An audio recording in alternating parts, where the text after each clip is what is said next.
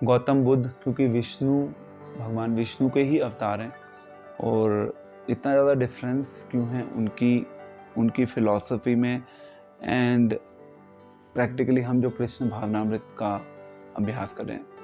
देखिए, सबसे पहले जो गौतम बुद्ध हैं उन्होंने जो सिद्धांत दिया था वो था निर्वाणा, बुद्धम शरणम गच्छामि एंड अहिंसा परमो धर्म।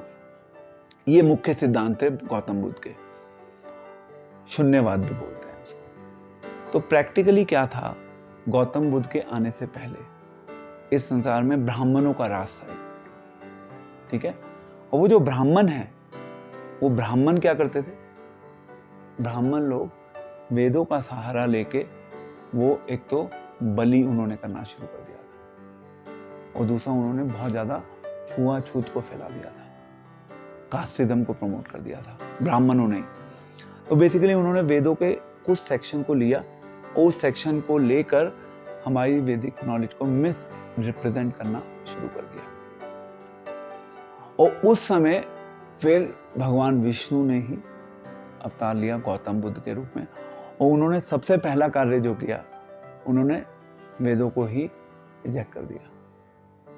तो वेद वर रिजेक्टेड, ये मैं बात कर रहा हूँ आज से लगभग 2500 साल पहले की। वेदों को रिजेक्ट कर दिया गया पूर्ण रूप से, और फिर उन्होंने कहा कि ये जो हिंसा हो रही है वेदों के नाम पे, ये बिल्कुल बेकार है। और फिर वहां पे उन्होंने सिद्धांत एस्टैब्लिश किया, अहिंसा परमो धर्म, ठीक है। वो एक कॉन्सेप्ट हो गया। दूसरा कॉन्सेप्ट, जब आप वेदों को रिजेक्ट कर देंगे, इमीडिएटली भगवान का कॉन्सेप्ट पिक्चर से आउट।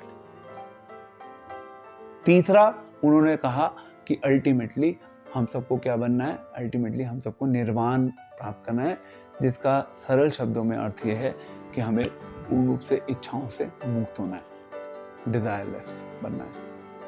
श्रील प्रभुपाद के मंत्र में आ रहा है निर्विशेष शून्यवाद। तो प्रभुपाद ने उस सिद्धांत को काटा है इस संसार में आके। तो इस प्रकार से गौतम बुद्ध आए, और गौतम बुद्ध ने वेदों को बिल्कुल डाउनग्रेड कर दिया, क्योंकि ब्राह्मण गलत कर रहे थे वेदों की लैंग्वेज को यूज करके। वेदों की नॉलेज को ब्राह्मण एक्सप्लॉइट कर रहे थे। फिर उसके बाद नेक्स्ट शंकराचार्य आए।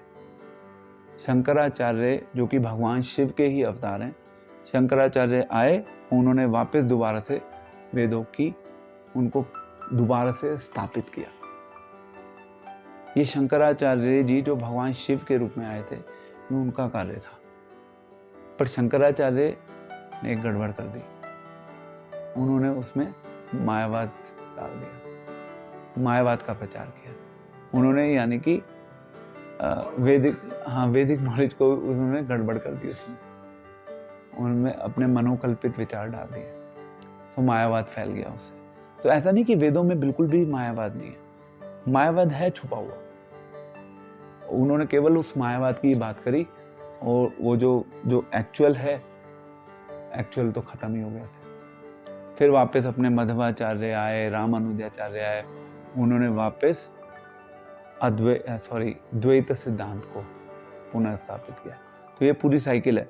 तो गौतम बुद्ध का लक्ष्य ही ये था कि वो अल्टीमेटली वेदों को ध्वस्त करना चाहते थे। उस समय उस चीज की जरूरत थी। तो भगवान जब भी इस संसार में आते हैं, कई बार भगवान ऐसे कार्य करते हैं जो भगवान को नहीं करने चाहिए, बट उस समय की आवश्यकता होती है।